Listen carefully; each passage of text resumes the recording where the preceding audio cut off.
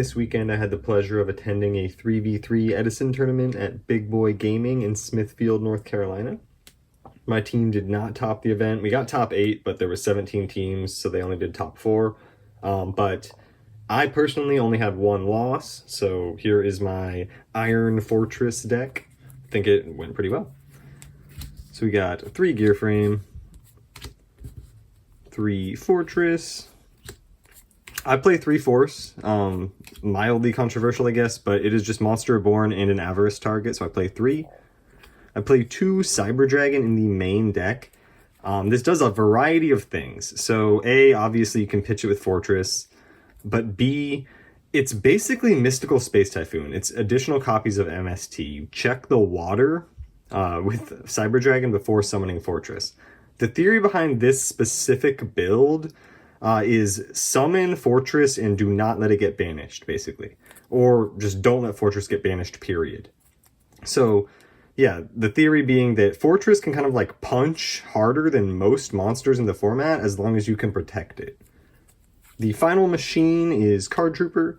Put in a lot of work milling with Trooper by protecting it and just getting mills in.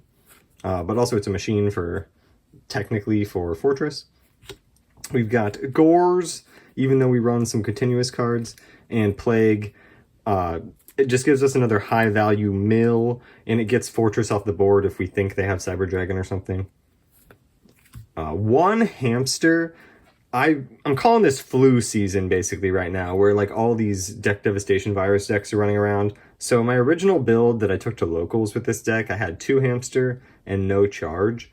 But in this deck, for the event, I decided to run 1 Hamster, and I did put Charge of the Light Brigade into the deck. I don't regret it. I didn't actually play against any DDV decks, but that was just kind of a good luck, I guess.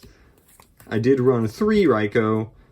It mills and it pops cards. Same with this one, it mills and it pops cards. So we run 2 Lila. You can side one out, I guess. But also, I wish I could have seen the Plague Tempest Magician play, because this deck sometimes will get close to killing people, and you really, it can make the difference. And my only loss actually had my opponent down to 100 life points, so basically Lila does a lot in the deck, including being a level 4 spellcaster that can synchro into Tempest Magician. On to the spells. 2 Avarice. It's kind of Avarice Turbo, but also not, basically. 2 Book of Moon. I had 3 in the build that I originally took to my local, but that's because I'm kind of trying to beat this one really good GB player there, and there's a lot of trap stun at my local in particular. But also, this aligns with our main strategy of summon Fortress and don't let it get bottomless.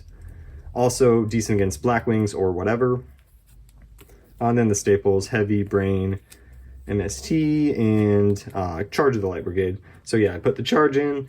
It mills cards, it searches either of these 2 for you, and I don't need to go on too much about it.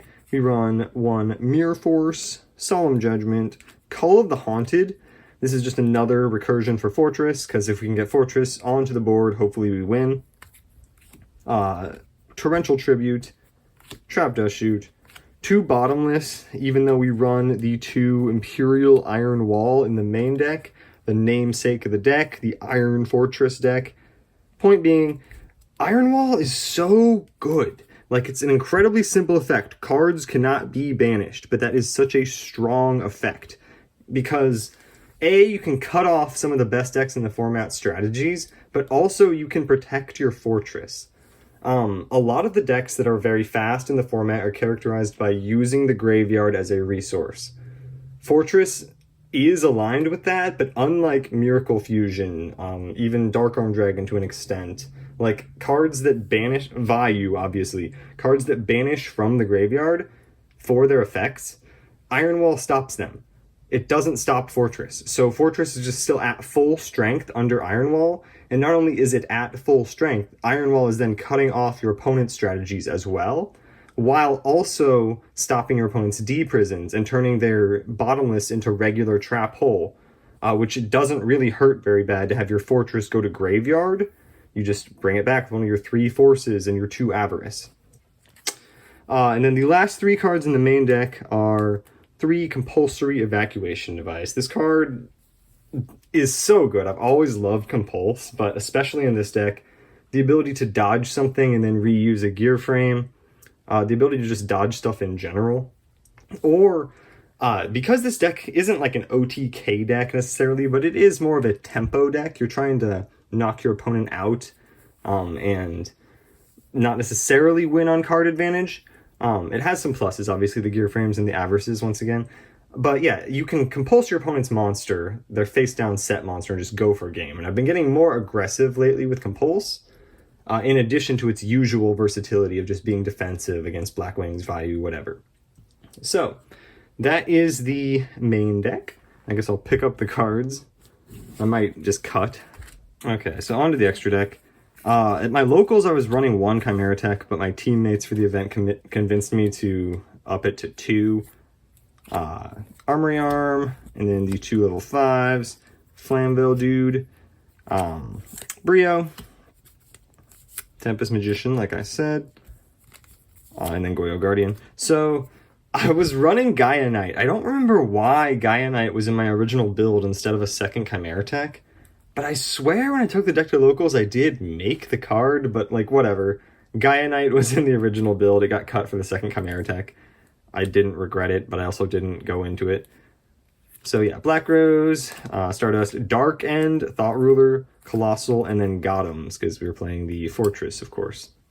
So we don't really have a natural way to make Dark End, but we do run both Brain in the main deck and Mind Control on the side, so we can make that with our opponent's Caius or whatever. I made Black Rose against Amaryllis, actually, and it put in a ton of work and made me come back on a game that both of us thought I was out of.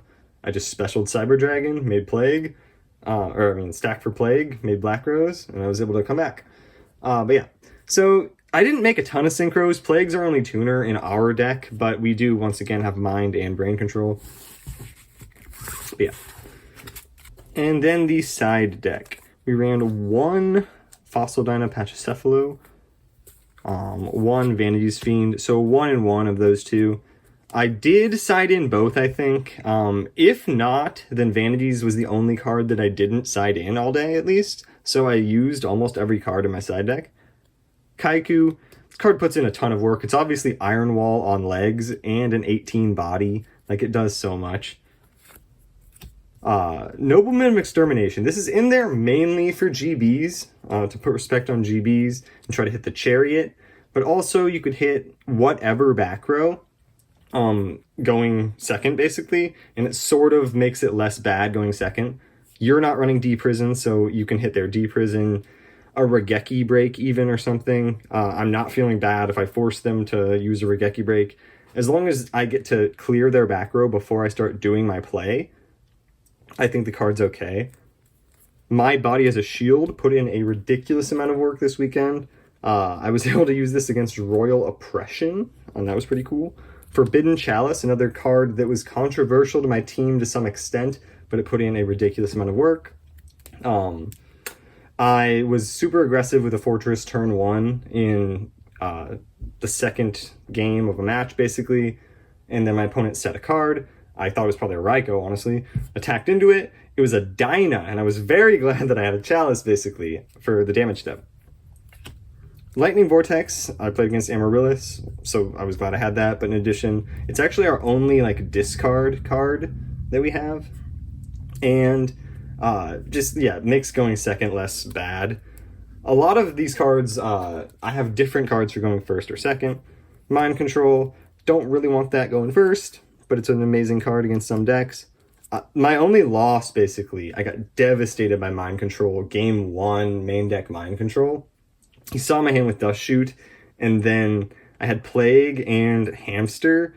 I still set the Hamster, which is kind of obvious, but in retrospect, because he had Mind Control, it doesn't matter either way. It was going to be a pretty good beneficial card for him to take. Dust Tornado put in work against Blackwings / whatever. Starlight Road, basically for Blackwings, kind of for GBs / whatever, you know. Protect from heavy, I guess. Trap Stun, good against basically everything. And then Mask of Restrict. Really devastating against decks that it affects. We don't play Caius, so it doesn't hurt us as much, etc., etc. We only play the 1 Vanities because with only one hamster, like, we don't necessarily have stuff just sitting on board to tribute, or the cards that we have are like a Kaiku or a Lila that we want to even just keep milling with or something. But that said, Trapstun, really good card, doesn't really need that much justification, but if you do happen to run into a deck that, like, isn't really hurt by Iron Wall, like Lightsworn or something, yeah, you have to, I mean, you don't have to put in Trapstun against Lightsworn necessarily, but anything that Iron Wall doesn't hurt, you can just put these in and it sort of serves a very similar function. So yeah, that is the Iron Fortress deck. I think it put in a lot of work. I may take a variant of this to one of the other BBG events in November. Yeah, so like if you're in the Southeast at all, in November, there's going to be some massive trading card events in Raleigh. Check them out. BBG on Facebook and all that. Thanks for watching. My voice is destroyed. Peace. Hamster Ryko Caius, Hamster Ryko Caius. I go check the pairings, I'm like, don't know who this guy is. Hamster Ryko Caius, Hamster Ryko Caius. 2-0 every round, man, and I ain't even trying. It's just Hamster Ryko Caius, Hamster Ryko Caius.